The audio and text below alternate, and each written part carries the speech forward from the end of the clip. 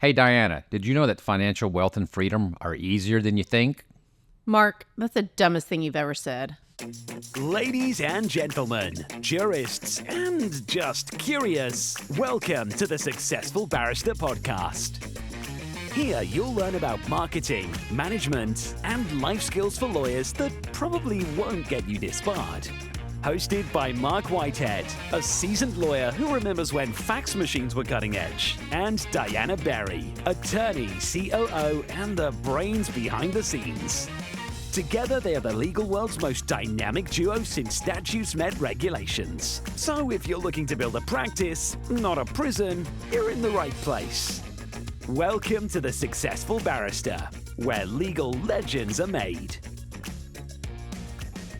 And welcome to the Successful Barrister podcast, a podcast for lawyers about marketing management and life skills that probably won't get you disbarred. I am your host, Marc Whitehead, here alongside my co-host, my right hand, my COO, Diana Berry. Hey, Diana, how you doing? I'm good. I'm really excited, Mark. We are finally doing a non-marketing podcast. Okay, I know, but just pretend it's marketing just for the ratings purposes. But we are not talking about marketing today. We are talking Exclusively, about financial wealth and freedom for lawyers and how to go about building those things. We're going to use the framework from a book, but it's not going to be a book report. No book reports today. But you're going to use the framework from which book? From the Cashflow Quadrant, Rich Dad's Guide to Financial Freedom by Robert Kiyosaki and Sharon Lechter, who I don't know who in the world Sharon Lechter is, but I think a lot of people know who Robert Kiyosaki is. Mm-hmm. Have you read this book? I have read this book. I read the predecessor to this book, Rich Dad, Poor Dad, which I think is the one that most people know. Mm-hmm. Now, Robert Kiyosaki is an interesting character out there because he started off writing sort of financial self-help books. And lately, he's developed into sort of a financial doomsday town crier type person, I think he's, quite frankly, this is my opinion, so you can't sue me over this. He's kind of become a sensationalist. Okay. What I would call a financial sensationalist. He's always making big, bold predictions, of which I don't know if anybody else actually holds his feet to the fire. And of course, all of these things sell: his podcast, his newsletter, and all of these things. But the Cashflow Quadrant was written, I think, decades ago, back when he was a little bit more what I would call a more middle-of-the-road serious author. And it was a book that really spoke to me because it really broke down the way people can build financial wealth in general. Of course, it's not targeted to lawyers, but of course, we're going to take it and reinterpret it today in terms of, how lawyers can think about this, lawyers, law firm owners.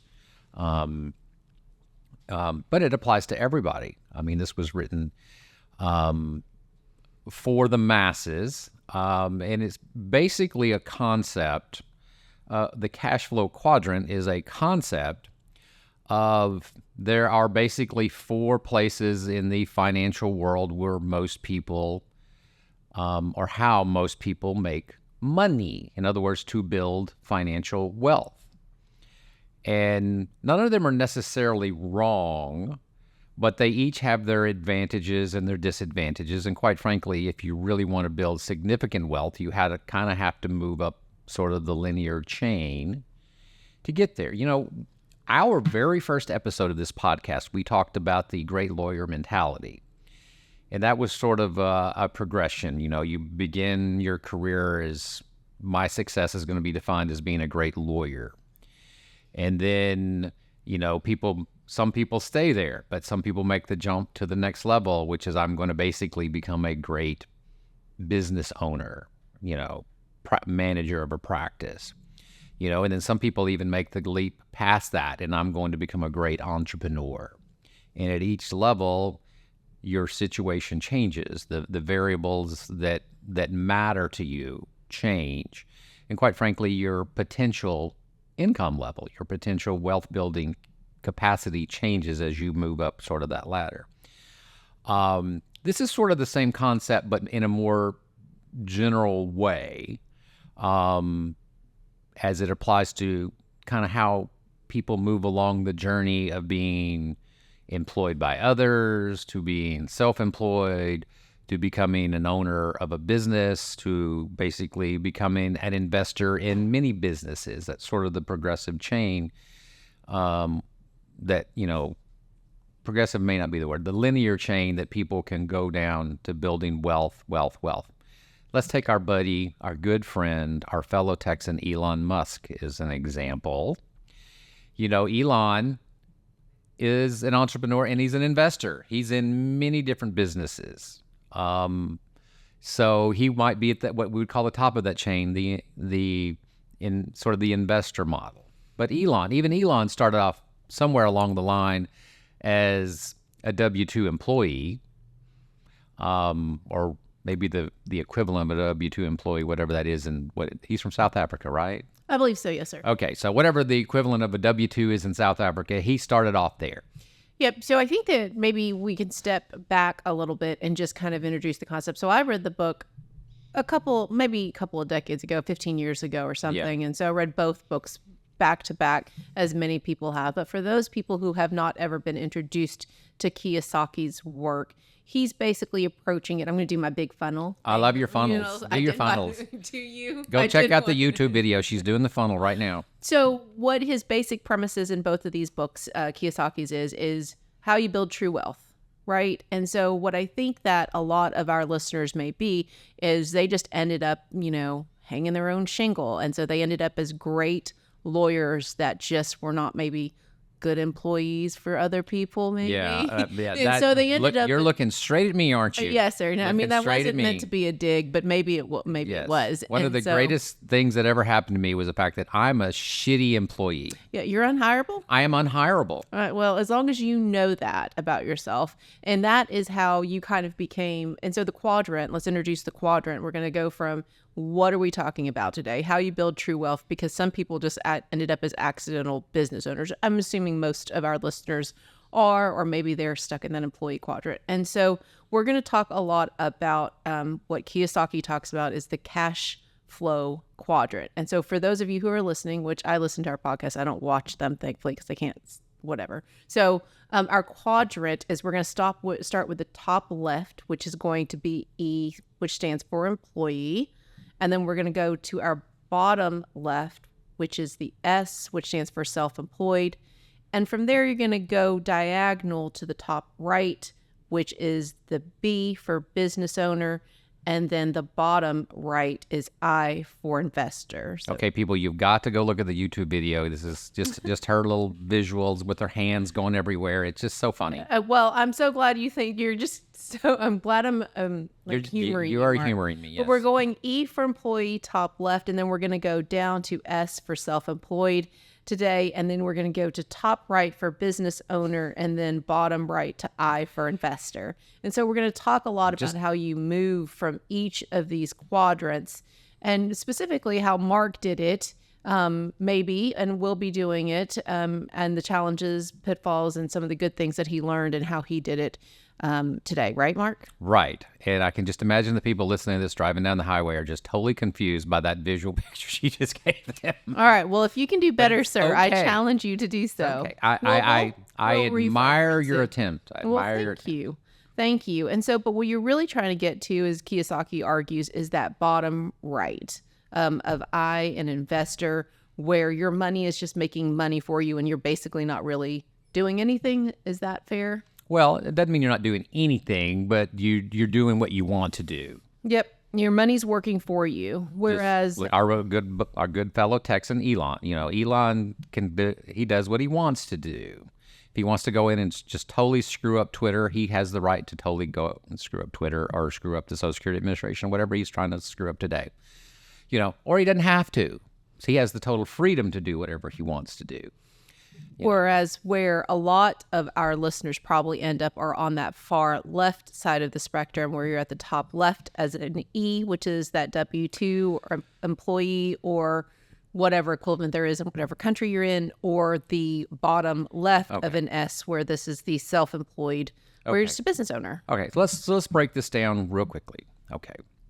How did we start out? How do practically everybody in the world starts out? We start out as an employee. I'm just going to refer to us as a W-2 employee, okay?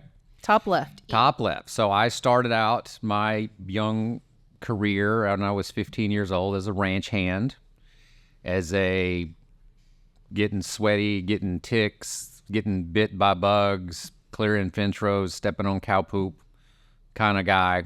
I was a W-2 employee. And I went from that W-2 job to working at Mud Island in Memphis at a W-2 job for $3.35 an hour. Most of you people have no... Actually, the minimum wage is what today? In Texas? Yes. It's a little embarrassing. It is kind of embarrassingly low, $7 but nobody actually worked for that I know of. But yes, the minimum wage when I was 18 years old, $3.35 an hour.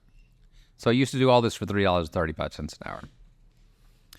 Moving on through my career, did the same thing. Worked when I was in college, worked at God knows wherever the hell, the multiple 5,000 jobs I worked at that I sucked at.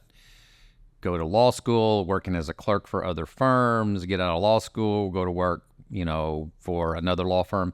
I'm a W-2 employee. I basically trade my time for money.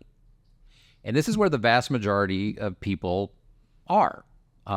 It's our economic system, it's our social construct, is that people come to work in exchange for the fruits of their labor and their wisdom and their mind and their skills and their talent in exchange for a sum of money, basically a W-2 employee. This is where 90, 95, 99% of everybody in America is at, I would assume. I couldn't give you that statistic. Yeah, who knows? Somebody Google it. I don't know. The point is, as lawyers, we can move to a different business model, a different economic system, which the next one, and this is what a lot of lawyers do, they go hang out their own shingle and they become the S in this model. They become self-employed. The problem in my case, when I was self-employed, is I had the world's worst boss. My boss sucked, because I was my boss. And I probably, treated myself very badly. Say no comments on whether you are as a boss I should have today. filed a complaint again in HR against myself, except I was HR as well. So I start off as being self-employed, okay? But then over time, you start hiring people. You start substituting out, your efforts for other people. You hire other people. Hired a paralegal. I started hiring other lawyers. I became a business owner. And so today we're going to talk about the shift from that employee to self-employed to now you're a business owner, and maybe even what your next steps are to become an investor. Now, this is the interesting part for lawyers. Okay. I'm getting the high sign that we're supposed to take a break, but I got to get the fourth one in here so we can set the premise for stage 2. Investing. Now, we obviously can invest in other businesses. I know a lot of lawyers who own bars. For some reason, every lawyer out there that has any sort of entrepreneurial spirit wants to go own a bar. So do I. I want an Irish bar. I wasn't going to say that. That's fine. Can you invest in other law firms? This is an interesting question. So I'm a partner in 2 different law firms. I'm a partner in this firm. I'm also what's called a Class B partner in the Sokoloff law firm. Now, that's a very low-level partnership. But it is possible that you can be partners in more than one law firm. In other words, you can have an ownership interest in more than one law firm. I find it interesting now with all these ABSs out there, these alternative business structures coming out of Arizona, coming out of Utah, where you can now actually partner with non-lawyers, non-lawyer ownership of law firms. I know several people, both lawyers and non-lawyers, who have ownership interests in these ABS law firms out of Arizona. I know it's been discussed here in Texas. I don't know if it's ever going to happen in Texas, but I know it's been discussed. But that would seem to be the next level of sort of entrepreneurship, sort of the investor level within the law firm industry itself. So Still think that's off in the future a little bit, but we'll touch on it a little bit. So with that, I've been told we need to take our quick break. And then when we come back, we're kind of going to get in the meat of all of this. How to build wealth. This podcast is sponsored by Marc Whitehead and Associates, a national disability benefits law firm. Marc Whitehead runs a firm of over 60 dedicated people whose mission is to make a difference in the lives of our injured and disabled clients. Marc represents disabled claimants in Social Security disability, private disability insurance, and veterans disability claims in all 50 states. Marc Whitehead is double board certified in both Social Security disability law and personal injury trial law. Marc has litigated disability cases in over 40 states and counting and can help your clients too. Stop throwing your phone calls away. Call Marc Whitehead at 701-VIP-LEAD. That's 701-VIP-LEAD. Or visit our website at disabilitydenials.com. Referral fees are paid in all jurisdictions where it is permitted. Refer us your disability cases today and know that your clients will be in good hands. Okay, so we've been talking about the cash flow quadrant, and I wanted to kind of break down kind of in terms of maybe advantages, disadvantages, and kind of how they apply in the law firm sense for the lawyers out there who are listening to this. And the first one is the E quadrant that we were talking about early, which basically is an attorney that's employed by a firm, which is where a lot of us started out. It's where I started out. You know, your typical W-2 associate. You come out of law school, you find some law firm, you lie to them and convince them they should hire you because you're going to be great. You know, they know you're lying. They know they're going to probably weed out 80% of you within the first year or two. We know how this game goes. Mm-hmm. We know how this game goes. But this is where a lot of us started out, you know, getting that paycheck. And it's, you know, obviously it's a great thing. You go, you work for another law firm, you get a little bit of experience, you understand, you know, I'll start to understand how the legal profession works. And there's a lot of value to that. I mean, there's security in being employed by, you know, a law firm. We have lawyers here that have been here for how long? Over 11, 12 years? 11, 12 years, you know. Anthony spent his entire career with us. Anthony's been his entire career. Brittany's been here for most of her career. Selena's been here for most of her, if not all of her career. Legal career. Yeah,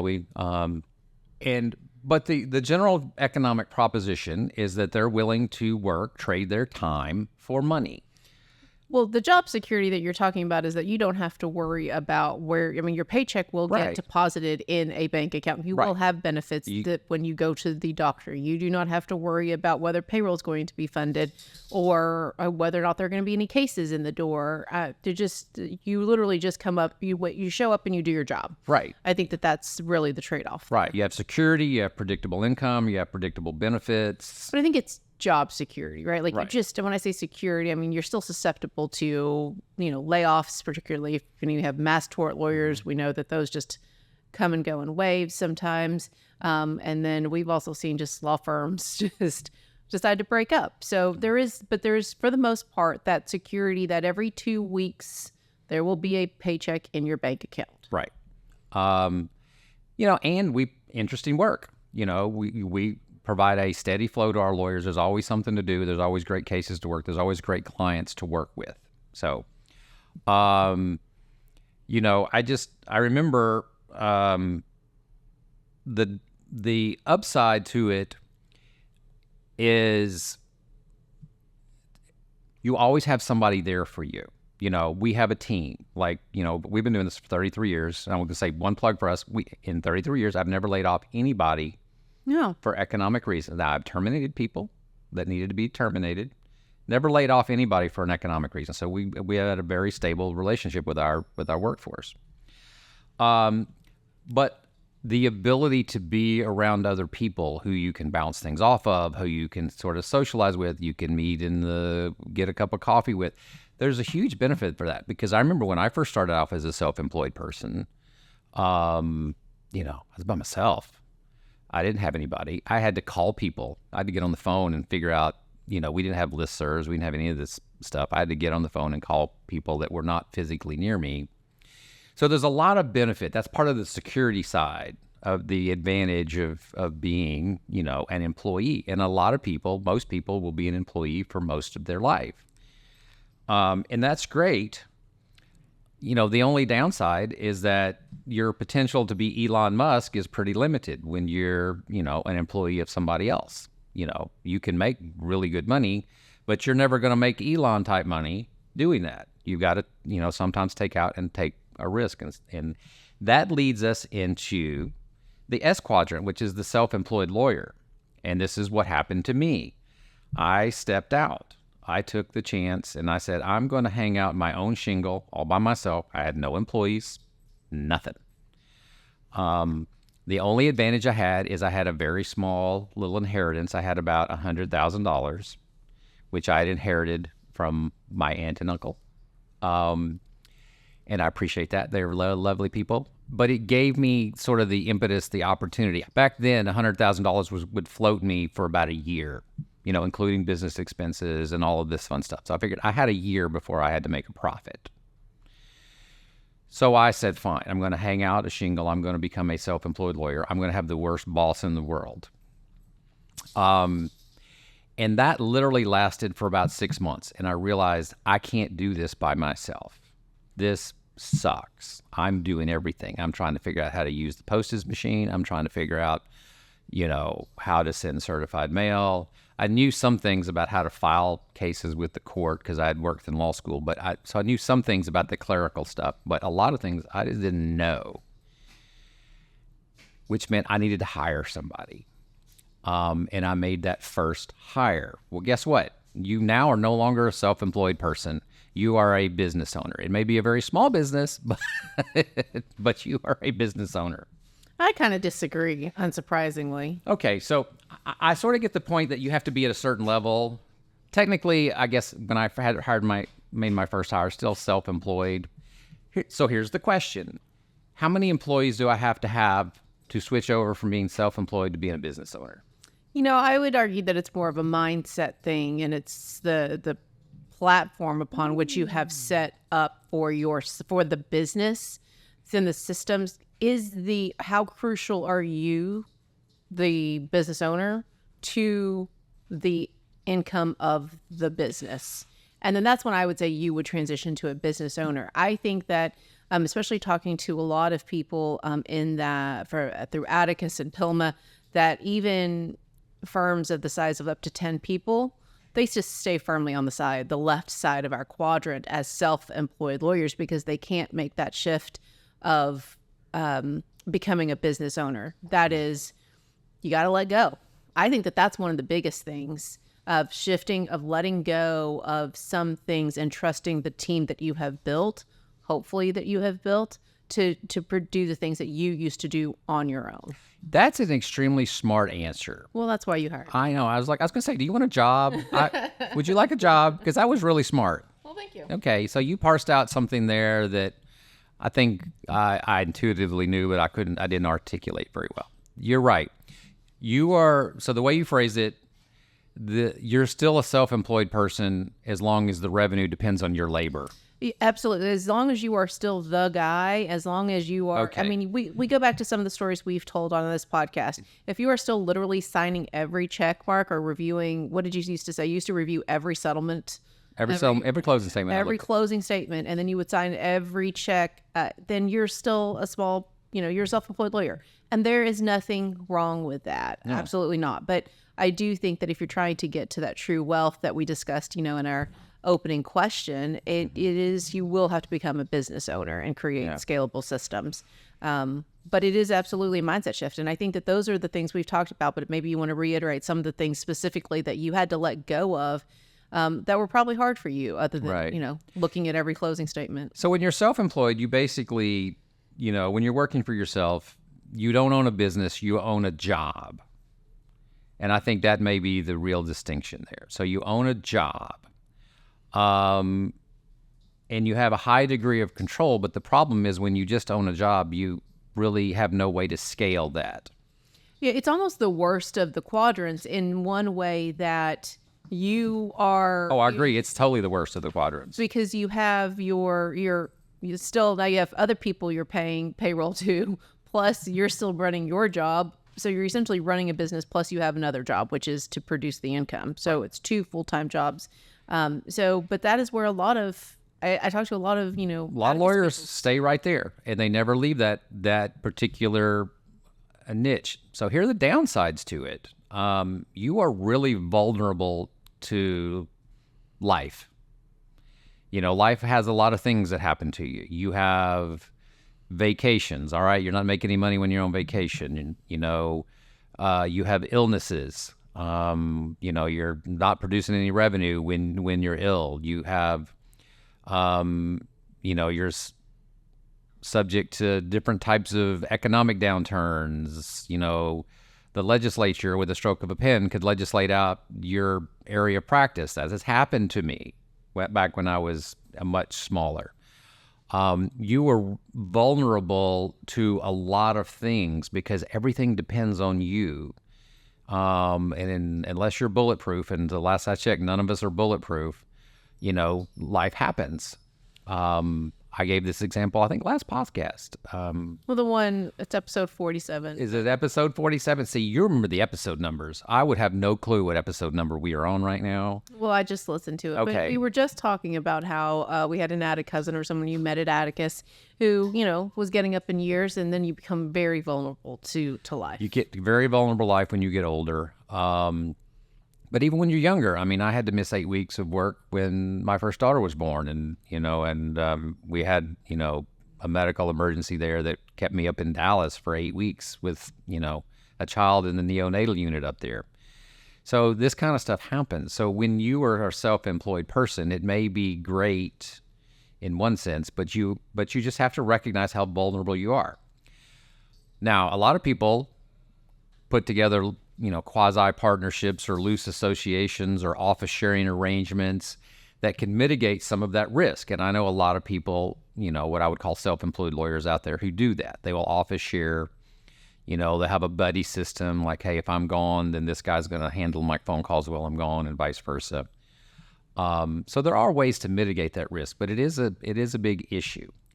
The biggest issue is you can't scale, so you're really limiting your income potential. You're limiting your wealth building potential. That's kind of what I see as the biggest downside besides the risk involved. Well, it absolutely creates that prison that we talk about in our intro there. I think that, like I said, it's two full-time jobs. So I'd go back to, if you find yourself there, listeners, go ahead and, just take out some of those tools, the delegate and elevate tool, the time tracker tools that we talk about, because I think that that's going to help you find the Eisenhower matrix. It's going to help you find the low-hanging fruit on some tasks that you absolutely need to delegate, whether that's to outsourcing, which we just talked about in a recent podcast, or whether that's finding an assistant.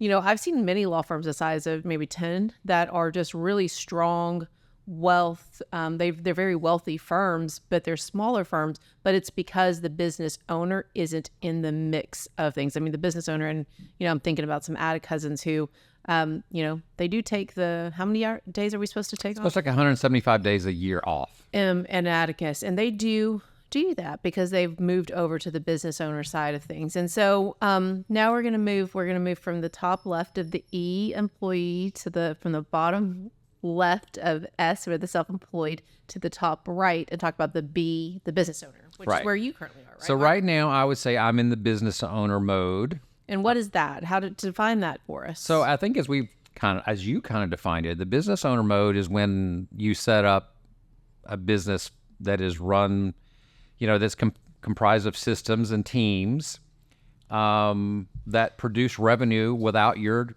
direct labor. Independent of you. Independent of me. Yep. If I don't show up, I'm actually not going to be gone next week, but we're going to have plenty of deposits coming in the door next week because it doesn't depend on me. Everything is still going to run whether I'm here or not because it doesn't depend on me, because I've set up teams, I've set up systems and processes. We have a marketing system, we have a finance system, we have an intake system, we have operations systems, we have a cash flow system. All of this runs independently from me, which allows me the ability to take off next week and then the week after that, and then God knows where I'm going to be going in September. And I think that's Kiyosaki's main principle. If I had to, that's his thesis, that true wealth isn't really measured in dollars. It's actually measured in time. So, one of the things, I can't tell you where you've been. You've been gone more than you've been here, which is great. And I'm not saying that, sure, it's nice when you're here, but which is why we're doing 12 podcast episode recordings back to back to back to back to back, so Mark can go take a vacation. no comment, sir. But I do think that is really the crux of what we're talking about today, that true wealth is measured in time, not dollars. Regardless of what your bank account says, you have the time and the flexibility and the ability to go and take time off to be with your daughter who just graduated, and Tina and everybody, but you have the time to do that while also having a business that sustains that lifestyle. Yeah. I think what the book says, it was like a true well-run business builds wealth over time using other people's time. Yeah, my time. Yeah, your time. Absolutely. Yeah. No, I am a cog in your wheel, on the Marc Whitehead wheel. I think that one of the things, a well-compensated cog in my wheel, I would add. So. Well, I was going to go that, one of the things that Kiyosaki says is that you're supposed to surround yourself with smart people as a business owner. So, always pay good. Pay good money. Pay more than market to get good people. I was just saying you surround yourself with smart people. Smart people, yes. But also you've delegated a lot. You have put a lot of trust in me. And I think that that's one of the things that allows you to have that lifestyle that works for you, because it's not like you're, in the middle of the ocean saying, hey, Diana, what is the QuickBooks balance today? What did you do about this? I of all my top 5 priorities right now and fires that I'm dealing with, I bet you don't remember any of them, but much less remember to ask me the status of any of them. So delegate effectively, find people, smart people that you can trust to run your systems when you're out so that you can have that lifestyle as a business owner, and then pay them well, according to Marc. So the litmus test, according to Kiyosaki, is can you leave your business for a year and return to a growing firm? Can I? I don't know. Let's litmus test that one. Yeah, now that's yeah. Now you're getting uncomfortable. That's a bridge too far, because quite frankly, that would drive me nuts. I can't imagine. When I leave and I'm gone for a couple of weeks, I love my wife, I love my family. No, I hope Tina doesn't listen to this. She knows this. I've told her this. I am antsy to get back. Oh, I know. You actually become more of a micromanager towards the end of your time away. You're like, I want information. I'm like, what information do you need, sir? And there's nothing wrong with that. That's probably one of the secrets to my success, is I like being here. I like doing what I do. I like building the business. I like being around my people. So I think next we're going to move to the I quadrant. This is the one I'm exploring, and I'm still, like I said, this has so many legs to it that you could go in any direction, from the opening up an Irish bar to getting an Arizona ABS, or God knows what you could do with this. So see, I thought about this when I was prepping for this. And so guys, listeners, we're going to, for all the listeners out there and not the watchers, we started out in the top left with our E quadrant and our employee, and then we went to the bottom left for our self-employed lawyers, and then we went to the top right with our business owners for our B, and then now we're in the bottom right in the I investor category. And Kiyosaki argues that true wealth is on that far right side of the quadrant, which is the B and the I. And when I was thinking about this and going back and reading the books and the materials to prep for this podcast, I immediately thought about your investment in other mass torts, because I don't know what you call it. I know what Litify calls it, but talk to us about not the cases that we have in-house. Right. So I guess the basic concept of, the investor model is you use money to make money, okay, as opposed to independent of your time.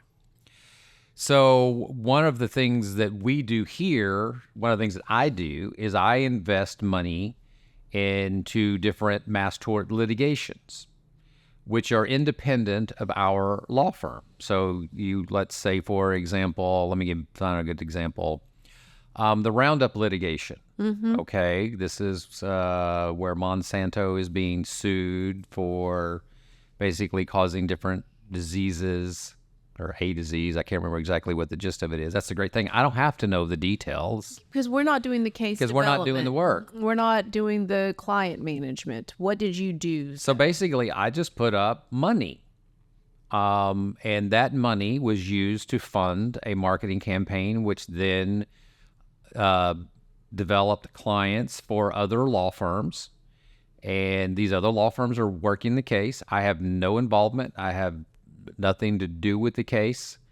The limited exposure that I have to it is that our law firm's name is on the contract jointly with these other law firms that we're working with. We have to follow the bar rules. We're, mutually liable and blah, blah, blah, blah. But all of that can be taken care of through insurance. It's not like I lose any sleep over it. So I don't do a thing. I simply invest in other law firms. I invest in other litigations. And hopefully the way it works out is over time, those cases will resolve favorably and I will get paid the percentage that I negotiated with that law firm. So basically they're paying me a percentage for the use of my investment money. And that's what I thought of as it's just dipping your toe in the I category as a lawyer is mass torts. That is one way to do it. It doesn't have to be in the legal industry, but we're just trying to give some legal industry examples here. There's lots of litigations that you can invest in because, the lawyers who are handling these cases need access to capital. And there's different ways that they can get access to capital. They can go to a bank and borrow money the traditional way, but that's hard to do because banks are not really into loaning money on litigation. They don't have the collateral. To understand. They don't understand it. They don't know how to collateralize it. It's very difficult for them. Now very long cycle too. Some are starting to do it. Yep. I will give a shout out to Esquire Bank. Esquire Bank has dipped their toe into that. Then there are litigation funding groups, which I think are primarily funded by private equity, but they charge a tremendous amount. And sometimes they're what's called recourse loans. Sometimes they're non-recourse loans. It just depends on the setup. But, for cases that can drag 6-7 years into it, you can eat up all of your legal fees just in the interest expense. So that's an extremely expensive way to borrow money. So the other way is simply to get co-investors, to get other law firms, get other lawyers to invest in their litigations. And they pay us a percentage. It's a pretty simple business model from our perspective. Obviously, you better be in a litigation that you believe in, and you better be with some law firms that you trust. Yep. And I think where you were going with this before I led you down the mass torts road was, some of our added cousins have Craig has 8-9 businesses. I think Craig invents a new business every damn month. Every quarter we talk He just invested in a professional soccer team. I'm like, Good God, that just sounds like a big money pit. Is a all I know entrepreneur. about soccer is Ted Lasso. I'm sorry, that's the extent of my knowledge of soccer. But it was one of his major life goals or something. Yeah, I think that was his, right? Yeah. We have a few added cousins with a lot of different stories, but I think that was one of that was one of the things that he wanted to do. So he did it, but now he literally has 9 to maybe 12. I don't know how many businesses. Right. And that I think is maybe an eye to the, not extreme, but it's one way to go ahead and do that. You see an opportunity. And none of these businesses, other than the fact that he has lent money to them, he does not go in to each of these 8 businesses and provide his time. He may provide his expertise as a CEO, as a business owner, but he doesn't give his time to these businesses. Right. But it's literally his investment, and then they produce a P&L for him, and that's how the money works for him. And some of them are tangential to the legal industry, and some of them have nothing to do with the legal industry. Like the soccer team. Or the Irish bar or whatever that floats your boat. And I guess the point is that what Kiyosaki's arguing is that true wealth is built by making your money make money for you, as opposed to having your labor make money for you, or your time, or the risk you take in building a business.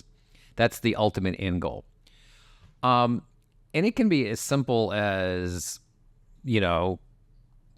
a lawyer buying a CD. I mean, it's the same concept. It's just a really low rate of return. Yeah. A very safe investment, but a very low rate of return, as opposed to the investment that I do in mass torts. I've been involved, I think now, if I'm counting, I've been involved in 5 mass torts that I've invested money in that fell flat. That big fat zero. Just nothing. Money gone. So it can happen. But when it hits, like the Roundup litigation hit quite nicely, so I sort of, when I do my investments in mass torts, I sort of aggregate it. It's not how much did I invest in this particular tort. It's how much did I invest across all the torts, and what was my return across all the torts that I've invested in. And so I think in our next segment, Mark, we're going to kind of talk about how, your mindset changed and some of the things that you did to take you from quadrant to quadrant. Yes, we are. I'm Marc Whitehead, a lawyer, entrepreneur, and business coach. Thanks so much for tuning into the Successful Barrister podcast. We have a blast creating it, and I hope you find it helpful. If our chats have sparked your interest, I'd love to hear from you. Shoot me an email at mark@markwhitehead.com. That's Mark spelled with a C. Enjoying the Successful Barrister newsletter. Even better, let's hop on a call. I'd love to chat about how we can collaborate, share ideas, or just catch up. All right. So I think we're going to conclude with sort of the theme: lawyers need to shift their identity and systems to move right on the quadrant. So you drew this little picture. So explain to me what that. Yes. Oh my God, you've been drawing this picture the whole time. And making fun of me the whole time. I know, Mark. and I want you to do it again because I'm not done making fun of you. All right. So you want to move to the right on the quadrant, which is if you really want to build wealth, if that's your goal. Now, if your goal is to maintain where you are and you're very happy with where you are as either an employed person or a self-employed person, we're not saying that's wrong. Just understand from a wealth building standpoint, it's going to take longer and it's going to have less potential. Well, and I think for most people, what resonates probably with them is that the S quadrant kind of sucks. Like it's too much, I think, for one person. I would agree with that. For one person to handle it, you just need to somehow transition over to the B, which is the right side of that quadrant. Okay, again, we're using letters. Let's use the words. The B is the business owner, a side of the quadrant, which is that top right, because mainly the self-employed lawyer is just too much of a hard job to do on your own. So I agree. So just kind of to recap, if you want to be an employee, and you're happy with that, and most people are, that's fantastic, and you can build wealth that way. You should hope I want to be an employee. Right. It just will probably take it. It's the slow and steady pace. It's like, it's the whole thing that you were taught by your grandparents. Put away 10% of your paycheck, save it, never touch it. Mm-hmm. That will build wealth. No doubt about it. Absolutely will build wealth. Today we have 401ks, which is a better deal. So max out your 401ks. And put aside maybe another 5% on top of that. And you will build wealth over time, but it will take time. I truly believe the worst of all worlds is the self-employed person. Which I think is where maybe a lot of our listeners are. I don't know. Somebody tell me. But they're just accidental lawyers, accidental self-employed lawyers. Accidentally self-employed people. And, I don't want to rain on people's parade too much, but there's just so much vulnerability. There's so much financial vulnerability in being a self-employed individual. It's not where Mark's risk tolerance wants to land. Well, and I think that, what you really think, like the person that you're speaking of in one of our recent episodes, you think you're building this asset that you can either one day sell or one day leave, that's going to be something for your family one day. And you can't as a self-employed lawyer. I don't think that that's an asset that you're truly, if you think that you're leaving behind a quote unquote asset for your family, it's not. You need to shift over to the B, top right, B, business owner, if that's what you're thinking that you're going to do is leave behind something for your family. And because the very definition of the business, it is self-sustainable without you. Yep. And you can do that. I mean, we've talked about the systems, the technology. I mean, this whole podcast is about, building things that will allow you to be a successful business owner. But you have to start with mindset, which I think is just letting go. You got to let go of some things and find out which things you're willing to let go of and find a person. I cannot emphasize that enough because I've seen it too often with a lot of our ADA cousins, they just have a strong right hand. It doesn't matter how big they are. They just have that team lead or someone, that they can trust. And once you find that person, letting go is a lot easier. So Kiyosaki gives some phrases here. Said, starting with mindset, he goes, replace security in your vocabulary with freedom. Mm-hmm. And replace the phrase avoiding risk with learning to manage risk. Because I do think that that's really what, self-employed lawyers are. You don't want to take on too much debt because you've got all these, these cash obligations every 2 weeks with maybe a growing business. But what you're really trying to get to is, okay, risk is okay. It's just how much am I willing to tolerate? And then your risk tolerance increases as you become a more successful business owner. So a couple of other mindset shifts. Some of the core shift is shifting from control to leverage. I like that one. So when you're the self-employed person, you have total control because you're doing everything. You have control literally of everything. Versus once you build a business and start building the business, you give away control, but what you gain is leverage. You gain the ability to get more and more and more done, more and more profitable productivity done with less of your effort. That's called leverage. I don't know. Leverage means debt to me, but I think I hear what you... No. Okay, I get it. There's a different way. To me, leverage, I'm talking about leveraging other people's time. Like a fulcrum. Yes, fulcrum. Thank you very much. You're welcome. See, I haven't, Mark, you've been away too long. I've impressed you twice in one podcast. I know. So I do think, that letting go, the control, that is where a lot of people just get stuck and stymied in the S because they cannot let go. So the problem with control, it feels safe, but it limits your ability to scale. And if you really want to build a business, you have to be able to scale, which means you have to let go of some of the control. A lot of people think leverage, it feels risky, but really what it does is it builds you freedom. I have a tremendous amount of freedom because I have a tremendous amount of leverage through my people. I can leverage my people's time to do the tasks that otherwise I would have to do, which gives me the freedom to do whatever I want to do. Like I'm going to get on a cruise ship this weekend and just go float around the ocean and hope the boat doesn't sink. And we're going to watch an episode of Titanic from the deck. Oh my goodness, by Mark. But also, I think, it sounds so great when Mark says it. Just, give it up and you're going to have the ability to go get on a cruise ship and your business is going to be making just as money as if you were there. But realistically, we did not get here overnight. Oh, no. Listeners, as you guys know, 33 years it's taken. But it's also, this is a 4.5-year relationship. He did not take a week-long cruise my first month. It was COVID. But also, even in the 6 months, even if you were able to, you would not have given me as much freedom to do what you do now. Even now, I have what I call a delegation of authority. I can only spend so much money before I have to make sure Mark approves it. So make sure when we say let go of the reins, we're not talking about everything. Let go of some control, but maintain control of the things that really matter. So one of my favorite quotes from Kiyosaki goes, "The wealthy don't work for money. They build systems that print it." And flippantly, I say frequently that my law firm is a money printing machine. Now, what I mean by that, I don't mean that in an arrogant way, but what I mean is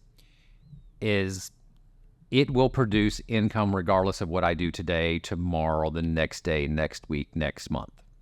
Now, it may matter what I do next quarter, next year, next 5 years, but I have a certain amount of runway that I can play with before it requires me in my intervention. And that's because, number one, I've hired great people like you. Thank you very much. You're welcome. Okay. But it's also because I control the risk. I'm willing to take risk, but I control the risk. I limit my downside at any one point, and there's lots of ways to limit downside if you think about it. So I think that's what I've always encouraged, especially young lawyers, is like when you get ready to make that leap, make the leap, but make it smart. That's a great closing thought, Mark. Okay, and we're getting the high sign that we are out of time. So we will leave on, I like this one. Your boss can't make you rich. That's your job. There's a lot of good quotes in this book. You like that one? You better hope I don't like it too much, Mark. All right, fine. We're out of here. So thanks for listening to the Successful Barrister podcast where legal legends are made. I'm Mark. And I'm Diana. And together we're the dynamic duo of law. So remember to rate and review us. And if you enjoyed this podcast, tell your friends, spread the word. And visit us at successfulbarrister.com. And be sure to visit our sponsor, Mark Whitehead and Associates, a national disability law firm, at disabilitydenials.com. See ya. Bye, Mark.